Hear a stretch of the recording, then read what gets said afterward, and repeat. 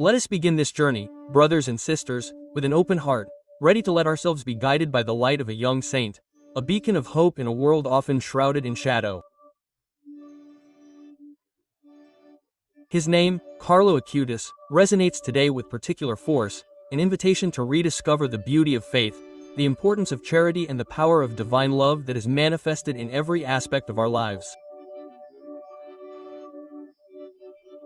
His story, seemingly simple, is in reality an epic of holiness lived in a modern context, a hymn to joy and purity that touches us deeply, stimulating sincere reflection on our personal spiritual journey.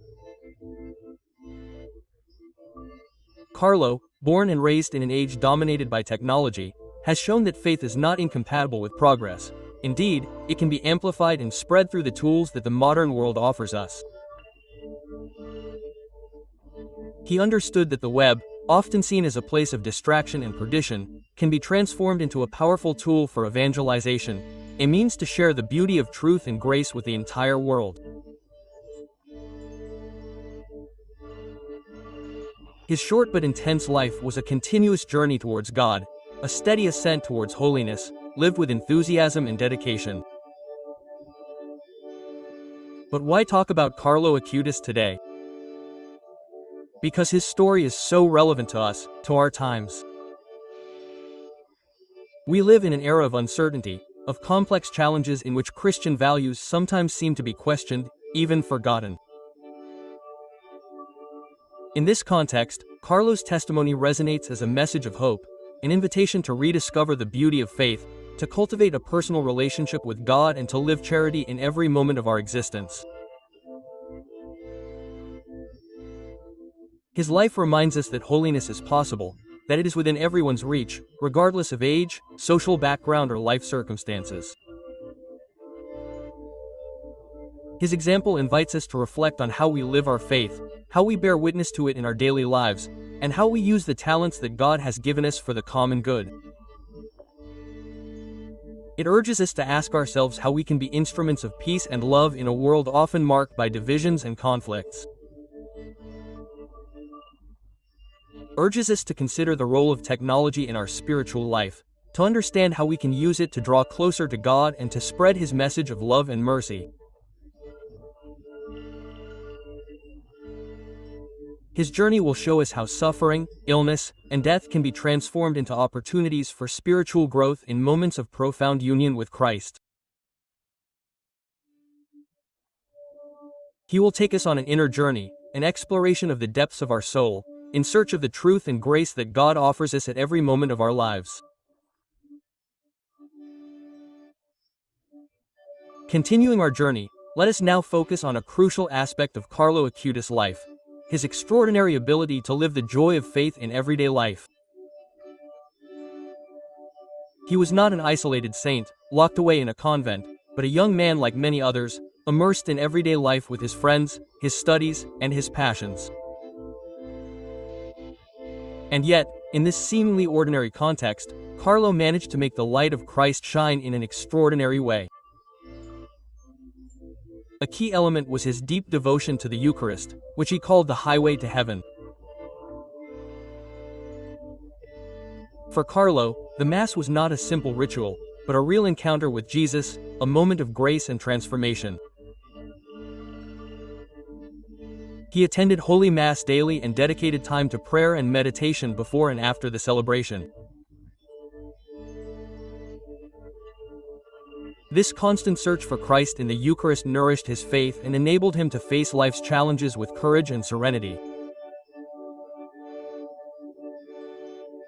In addition, his deep conviction in the real presence of Christ in the Eucharist led him to document and study Eucharistic miracles throughout the world, creating an exhibition that is still displayed in various parts of the globe today, bringing many people closer to the faith. Carlo understood that faith is not an abstraction, but a concrete reality that is lived daily through small gestures of love and service. He was attentive to the needs of others, especially the weakest and most needy. He helped the homeless, the poor, and the marginalized, offering them not only his material assistance but also his friendship and affection. Unlike many of his peers, Carlo did not allow himself to be distracted by the superficialities of life, but always sought to see the face of Christ in every person he met. Another significant aspect of his life was his love for the Madonna. He venerated her as the Mother of God and as a model of faith and humility. He recited the Rosary daily and entrusted himself to her with trust in every circumstance of life. At the same time, Carlo recognized in Mary the surest way to reach Jesus and considered her a powerful intercessor with God. His Marian devotion was a fundamental element of his holiness that helped him to grow in faith and love. Now reflect on how this translates into your life. How can you seek the presence of Christ in the Eucharist at this moment? How can you transform your daily actions into opportunities for service and love? How can you entrust yourself with trust to the Madonna, asking for her intercession? In light of this, Carlo's story invites us to rediscover the beauty of faith, to live with joy and to bear witness to God's love in every moment of our lives. Let us now examine a crucial aspect, an often overlooked dimension of Carlo Acutis' holiness: his ability to transform suffering into an offering of love. We cannot ignore his brief but intense struggle with leukemia. It was a trial that would have crushed many, but for Carlo it became an opportunity for extraordinary spiritual growth. His reaction to his illness was not one of despair or anger, but of serene acceptance and unwavering faith. He offered his suffering, his physical pain, and his fears for the Pope, for the Church, and for the salvation of souls. Furthermore, he saw suffering as a way to draw closer to Christ, an opportunity to unite himself to his passion and to share his cross. This awareness transformed him, enabling him to endure pain with dignity and a spirit of sacrifice. Charles understood, with surprising spiritual maturity, that suffering, although an evil, can be redemptive, can purify the soul, bring it closer to God and transform it into an instrument of grace for others. On the other hand, his offering was not a simple act of resignation, but a gesture of love, a way to participate in Christ's work of redemption. His suffering, united with that of Christ, thus became a spiritual treasure, an opportunity to save souls. Let us consider, for example, his patience during treatments, his ability to smile despite the pain, his constant concern for others, even when he himself was suffering. Consequently, his testimony invites us to reflect on how we face our trials, how we react in the face of difficulties, illnesses, losses, whether we allow ourselves to be overwhelmed by despair or seek to transform suffering into an offering of love. Now, consider how this applies when you find yourself facing a challenge that seems insurmountable. How can you find the strength to accept suffering, to offer your pain to God, to unite yourself to the passion of Christ? After all, Carlo's story teaches us that suffering is never in vain, that it can be transformed into an opportunity for spiritual growth and holiness. Another significant aspect is his ability to maintain joy even in pain. Despite his illness, Carlo never lost his enthusiasm for life, his passion for faith, his love for others. In fact, his joy was a testimony to the presence of God in his life, proof that faith can overcome every trial and every suffering. His life reminds us that Christian joy is not an absence of suffering, but a presence of God who sustains and consoles us even in the darkest moments. So how can we embody Carlo Acutis' holiness in our daily lives? It is not a matter of simply emulating his actions, but of embracing his spirit, of cultivating the same virtues that made his life a beacon of light. Faith, hope, and charity must be the pillars on which we base our days, transforming our simplest actions into acts of love and service. First, let us reflect on the importance of prayer. Charles found in prayer the source of his strength, the nourishment for his soul. He dedicated time to daily prayer, meditation, and Eucharistic adoration. And how can we integrate prayer into our routine, even if it is hectic? Perhaps starting with a few minutes in the morning, offering our day to God, or with a short break during work to lift our hearts to Him. Similarly, let us consider the value of serving others. Charles did not limit himself to praying. He took action, helping the poor and the needy with generosity and compassion. We too can find concrete ways to serve others, to make a difference in the lives of those around us. We offer our time, our skills, and our help to those in need, without expecting anything in return. Another fundamental aspect is the search for truth.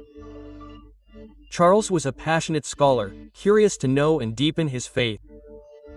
He read, he learned, he attended conferences, he created exhibitions and websites. In contrast, we too can cultivate a thirst for knowledge by seeking the truth in every area of our lives. We deepen our faith by reading the Bible, the texts of the saints, and by participating in study groups. Furthermore, we must not forget the importance of joy. Carlo was a happy young man who radiated joy and optimism. His joy was not superficial, but deep, rooted in his faith and his love for God. Let us learn to cultivate joy in our lives, to see the positive side of things, to thank God for the gifts He has given us. In this regard, let us consider the use of technology. Carlo understood the potential of technology for evangelization. He created websites and exhibitions to spread the message of Christ. How can we use technology for good? We share edifying content, we pray online, we use social media to witness to our faith. Now, consider how this applies when you are faced with a difficult decision, a personal challenge, a moment of discouragement. How can you invoke Carlo's help by asking for his intercession? How can you find the strength to live your faith with joy and courage? Even in a world that sometimes seems to forget Christian values, let us remember that holiness is not a distant goal, but a daily journey, an exciting adventure that brings us closer to God. We now come to a fundamental aspect of Carlo Acutis' life, an element that often escapes superficial analysis. His profound connection with nature and creation was not simply a superficial interest in the environment, but a true veneration for the beauty and grandeur of God's work, combined with a profound awareness of human responsibility towards creation. Carlo, despite living in an urban context, showed particular attention to the natural world. He loved animals and plants and saw in every element of creation a reflection of God's glory. In this regard, he took care of his pets, respecting them and treating them with love.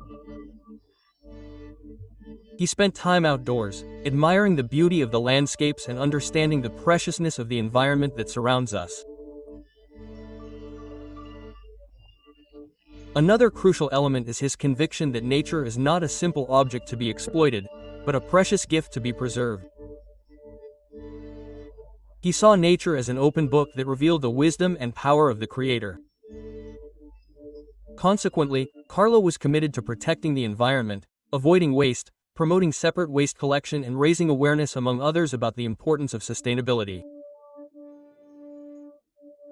Furthermore, his love for nature was also expressed through his passion for travel and excursions. He often visited natural places, admiring the beauty of the landscapes and experiencing the presence of God in every element of creation. These journeys were not simple vacancies, but real spiritual experiences that enriched him internally and brought him closer to God.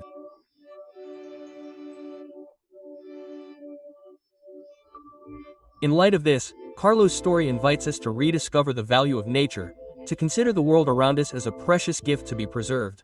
Encourages us to reflect on our relationship with the environment, on how we can live more sustainably, and on how we can rediscover the beauty and grandeur of God's work that is manifested in every element of creation.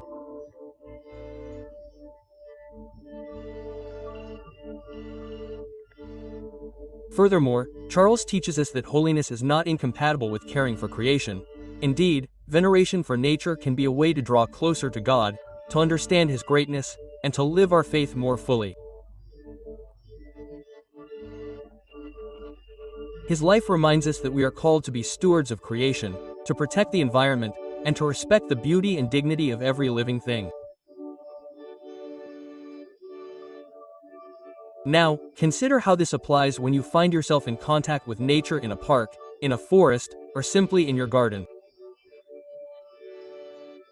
How can you admire the beauty of creation while recognizing the presence of God in every natural element? How can you commit to protecting the environment, to living more sustainably, and to respecting the dignity of every creature? Remember, holiness is also manifested in caring for creation, in our ability to recognize God's presence in every aspect of life. And now let us turn our gaze to an even deeper aspect of Carlo Acutis' life: his extraordinary ability to see the face of Christ in every person. This attitude permeated his every action and thought. It was not limited to abstract compassion, but transformed love into concrete practice, a constant commitment to others, especially those on the margins. His attention to others was not dictated by a simple moral duty, but by a profound conviction.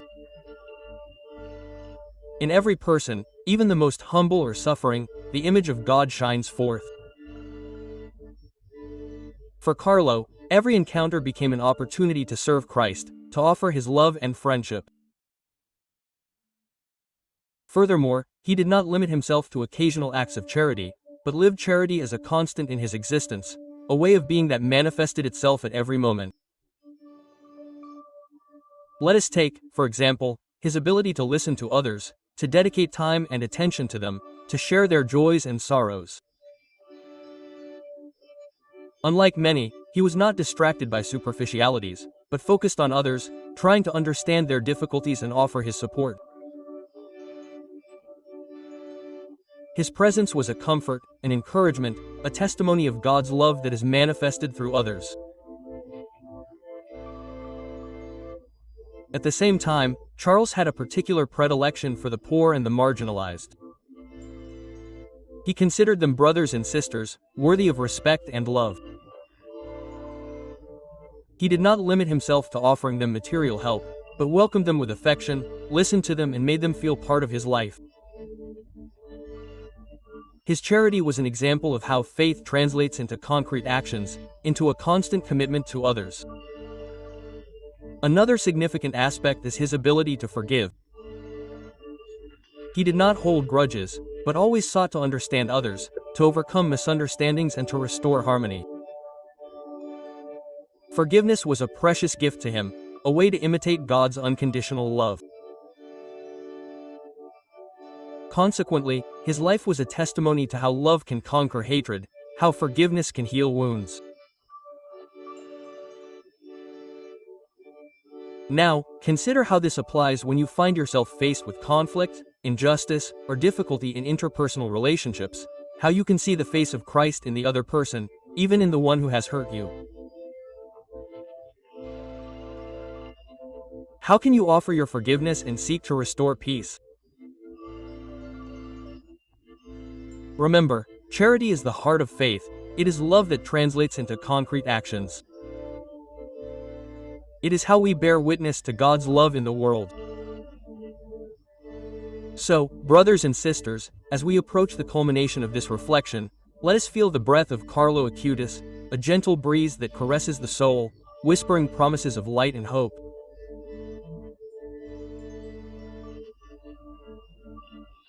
Together we have walked a path, a journey of the soul, where each step has revealed a fragment of his extraordinary existence, like pieces of a mosaic that slowly reveal the beauty of a complete image. The journey undertaken, like a river winding through the valley, has gathered within itself multiple tributaries.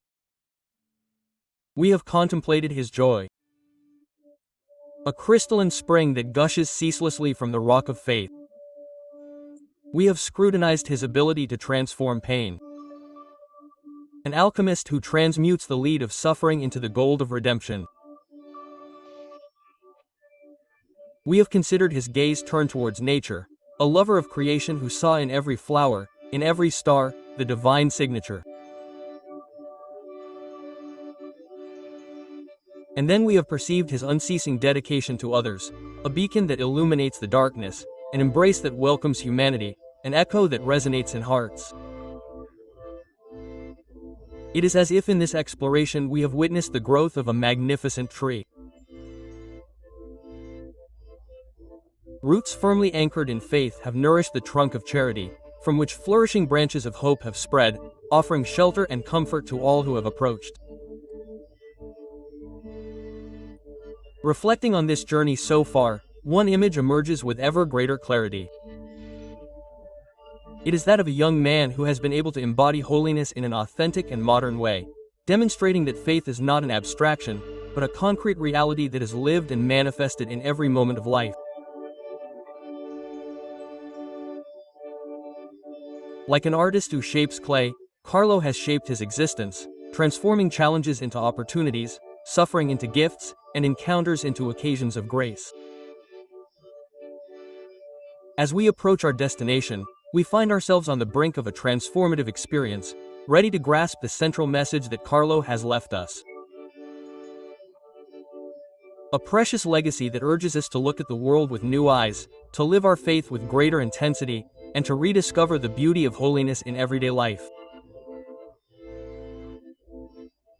The promise is that of an opening, a revelation, an invitation to participate in this divine dance that Carlo was able to dance with grace and fervor.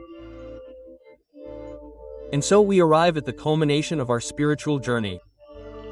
A moment of reflection that transforms into a promise, an invitation to bring the light of Carlo Acutis into the heart of the world. We have admired his existence, a hymn to joy, a shining example of how faith can flourish. Even in the impervious terrain of modernity, we have explored his Eucharistic devotion, his active charity, his love for nature, his ability to transform suffering into offering, and his extraordinary ability to see the face of Christ in every person. But the true essence of Carlo's message does not lie in simple admiration for his virtues. His invitation is deeper, more incisive. It calls us to act, to transform our lives into a work of art, into a tangible expression of divine grace. Asks us to be saints, not in an abstract sense, but in the concreteness of daily life, embodying the values of the gospel in every thought, word, and action. His story reminds us that holiness is not a goal reserved for a select few, but a universal calling, an invitation to live our faith with passion and joy. It is a journey that requires commitment, perseverance, and above all, love. Love for God, love for our neighbor, love for life in all its facets. Charles teaches us that holiness is possible, that it is within everyone's reach, and that it is achieved through the constant and daily practice of kindness, compassion, and service to others. So what remains for us? What can we take away? After this experience of reflection, we will take with us the awareness that faith is a precious gift to be cultivated and witnessed to with courage. The certainty that suffering, if united with Christ, can be transformed into an opportunity for spiritual growth and redemption. The invitation to rediscover the beauty of nature, to protect creation, and to see the face of Christ in every person. The real exercise begins now. The challenge is to make the echo of Carlo Acutis resonate in our lives. Let his testimony inspire us, guide us, and spur us to live our faith with greater intensity and to transform the world around us into a place of love, peace, and hope. May God's blessing, through Carlo's intercession, always accompany us. M.